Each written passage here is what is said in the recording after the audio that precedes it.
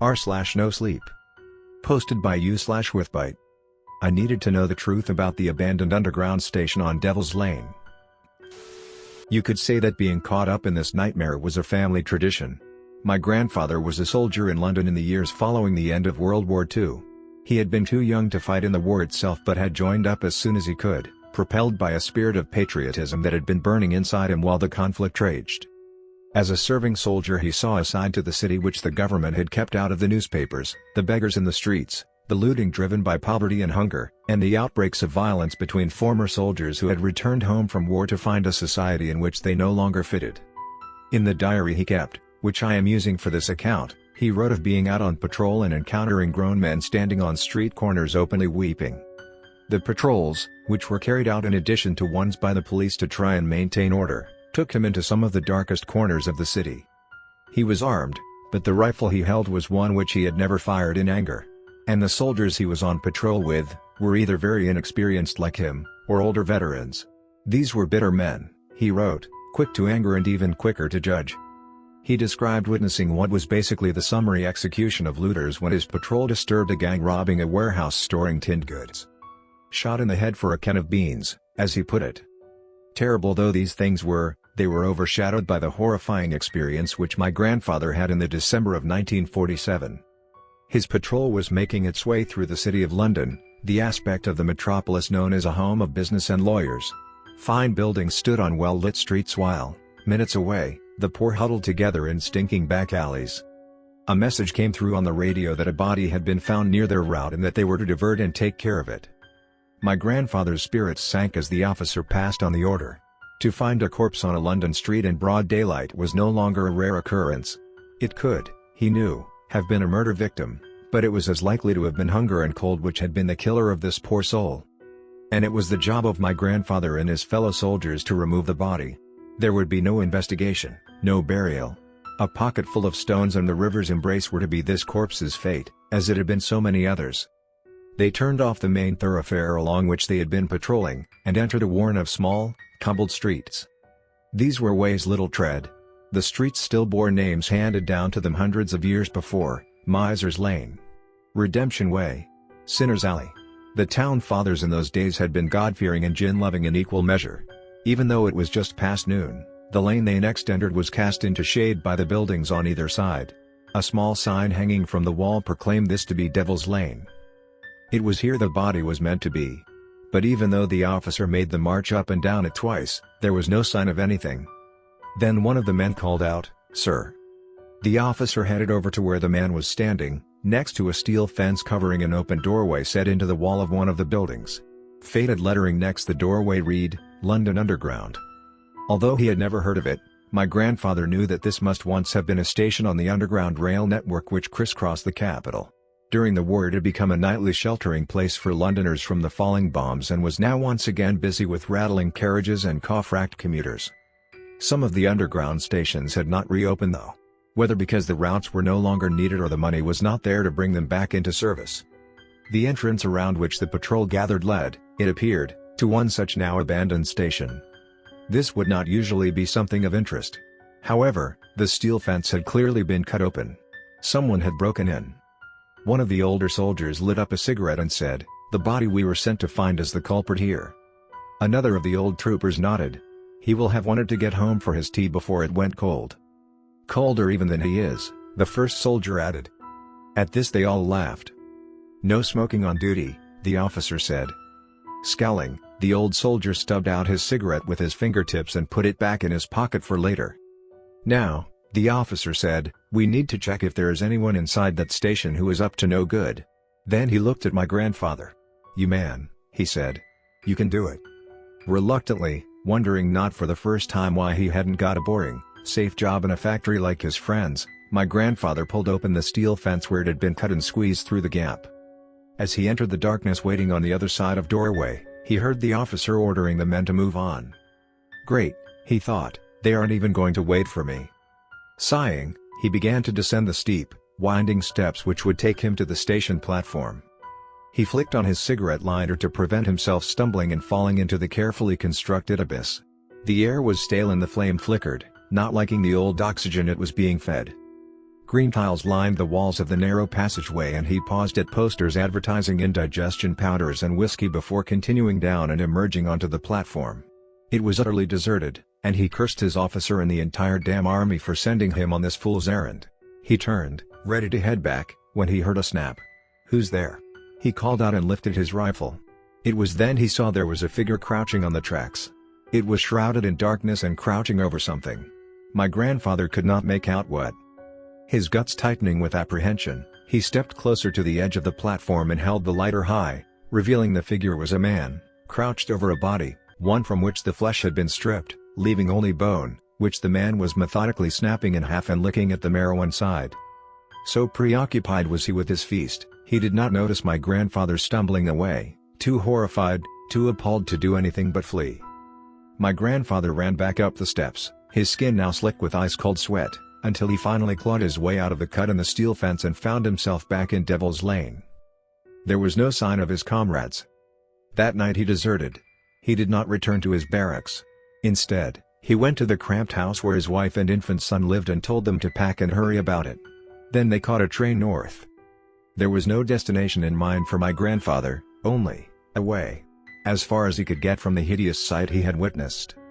He could afford to take his family no further than Manchester, a cold, grey industrial city where the smoke was washed down with rain.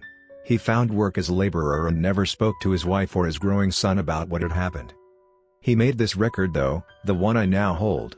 The diary is small, hardbacked, unlined. His son, my father, found it in grandfather's possessions after he died aged only 45. I imagine my father was as shocked as I by what he read. He then continued to record the events of the abandoned underground station at Devil's Lane.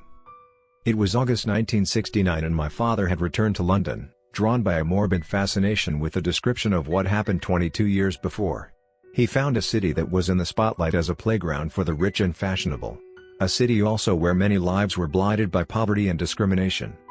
As he walked through the city of London retracing his father's steps on the day of the patrol, he felt cold, even though the sun blazed down. He had seen a headline on a newspaper lying in the street saying, "New disappearance in Finance District." He had picked up the newspaper and read that over the last few years dozens of people had apparently just disappeared off the street. Some had had respectable jobs, some had been earning their living in disreputable ways, and all had gone missing at night. The police said there were no proven connections between the missing people. My father would have dismissed this as nothing more than a newspaper hack trying to whip up a panic to sell more copies, had he not known about the dead body which had brought his father's army patrol to Devil's Lane. He looked at the small sign telling him he was in the right place. The sun was lost behind the buildings rising on either side of him. The lane was silent, deserted apart from him. The cut in the steel fence over the open doorway was in front of him. He took a deep breath and prized the ragged edges of the fence apart and moments later found himself entering the underground station. Prepared for the darkness, he had brought a torch with him. His hands shook as he took it out and clicked it on. The beam exposed the beginning of the steps, the green tiles, the same advertising posters his father had described. By the time he reached the platform, his chest felt constricted. This was nerves, he knew. There was no physical reason why he was finding it hard to breathe. But reason had no place here. The platform was empty but the tracks below were piled high with bones. They had been snapped into pieces but were clearly human. A skull nestled in one pile, its empty eyes revealed by the torch beam. He ran over the scene. There was no sign, though, of any living being. My father told himself that was because the man who had been feasting all those years ago was surely now dead. That this was what remained of his obscene acts.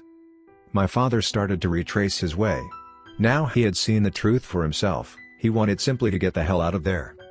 As he began to ascend the steps he vowed to put as much distance between this place and himself as he could. Then he heard a sound which stopped him. It drifted up to him from below. From the tracks. It was the sound of a baby crying. He dropped the torch and ran. He made his way straight to the railway station and never returned to London. He, like his father, died young. Having inherited the diary on his death, I believe both men were haunted by what they had experienced in the abandoned underground station and that, no matter how far they traveled away from it, they could never truly escape. I decided I had a choice. I could lock the diary away and forget about the whole thing. Or I could confront it and, when I saw for myself the truth of what waited underground, I would not flee. Rather, I would expose it to the light. I chose the latter. I would face the fear and end it. I was a very young child when my father descended into the underground, and it was not till later in my own life that I decided to make my fateful journey to London. It was in January of this year. Most of the restrictions in place from the pandemic were lifting and the capital was returning to its bustling, uncaring self. One more stranger staring at a phone, trying to follow a map to find Devil's Lane went completely unnoticed. I ended up asking directions from a man selling newspapers from a stall on a street corner. He pointed me in the right direction and soon I was standing looking at the small sign. At the steel fence, the cut in it, the open doorway to the abandoned underground station. I turned on my torch and, as my grandfather and father had done, I made my way inside. I imagined them taking the same tentative steps, beginning to descend. As I made my way down towards the platform, there was no sign that anything had changed in the last 75 years. The station stood apart, forgotten by everyone else. In the heart of one of the biggest cities in the world, I felt utterly alone. I reached the platform. Silence enveloped me. I could see the edge of the platform ahead, the dark lines of the tracks. I inched forwards and saw the first of the bones. Hundreds of fragments littered the ground. And there, sat on the tracks, against one side of the platform, was a man. He was gaunt and pale in the artificial light of my torch. He had a body draped over his lap. It was bloated and decayed, and he picked listlessly at its grayed flesh. My heart was beating faster and faster as I fought the urge to turn tail and run. I must not, I told myself. Not if I was to end this.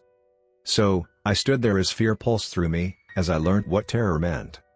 And all the while the man picked, until he found a scrap of dead flesh that he lifted to his face, sniffed, then popped into his mouth and began to chew.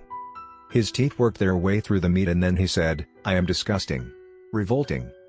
I did not know what to say. He was aware of my presence but had continued his weary cannibalism. I swallowed, said with difficulty, "I'm going to the police. You've hidden down here for more than 70 years but you're not going to get away with it anymore." To my amazement, he chuckled at this. "Not just me," he said. "I come from a long line of freaks. All skulking down here, sating our filthy needs." "But my grandfather saw you," I sputtered. He looked up at me, his eyes blinking and watering in the light from my torch. "Your grandfather must have seen my grandfather," he told me. "My grandfather who was the first of us. He was a proud man once, who left his home in the far north of Canada to come to London to join the RAF and fight in the war. But he was injured and left to fend for himself when the war ended. He had no money to go home, no money even to eat, and he had an infant son as well to care for when the mother died in childbirth. It was then he spiraled. In his homeland there is a dark creature called a Wendigo, and some who believe they are possessed by this monster, who crave the taste of human flesh. Whether it was possession or simple insanity, my grandfather began to take bodies he found in the street and devour them. He brought his spoils here, to this deserted place, where he could feed undisturbed." "What happened to the infant?" I asked, shocked and yet transfixed by what I was hearing. The man chuckled again, a low, guttural sound devoid of any humor. And then he said, "He brought my father with him, and weaned him off powdered milk onto human flesh." I began to feel dizzy, the roof of the station revolving before my eyes and I had to sit down, hug my knees to my face. "That's abhorrent," I said. "It was survival," he told me. "And when my grandfather died, my father tried to leave this place behind. He lived for a short while in the city. But the call of the Wendigo's voice deep inside his soul was too strong and he returned to feed. He found his prey at night walking unsuspecting down dark streets and tasted fresh meat, still warm, still tender. There was only the sound of a baby crying when my father came to this awful place," I said. I had to know, I had to understand, no matter how repulsive the truth was revealing itself to be. "Those were my cries, the child he sired while trying to live a life not cursed," he answered. "My father must have been out hunting when yours came here." "And now he's dead," I said. He nodded. "All dead, leaving just me. Alone, to scavenge in graves reached by scrabbling through mile after mile of empty tunnels. To feast on this." His gaze fell on the corpse on his lap. "Food I have stolen from the worms. Disgusting, I am. Revolting," he said, then resumed picking at the dead body. I did not think I could stand up without fainting, so I began to crawl away on my backside. I would clamber up the steps on my hands and knees if I had to. I had to escape. I had reached the bottom of the steps when the man said, "Do not leave." I turned back. "You need to be stopped," I spat the words out. His reply left me reeling. "With your help, I will be." I returned to the underground station a number of times after this, with supplies brought from above. The best place to do what was needed was the narrow green tile-lined passage down which the steps wound. I blocked up the exit leading to the platform with a crudely built brick wall. He sat on one of the steps watching me work. I left him there as I made my way up to the top of the steps where I built a second wall. As he had asked, he was blocked in. Unable to get human flesh, he would starve to death in a matter of days. "This will be an end to the legacy of pain and suffering," he had told me as he sat in his lonely lair. The second wall completed, I left the underground station for the last time and walked down Devil's Lane, emerged into the light of a winter's day, and began to cry. It was over.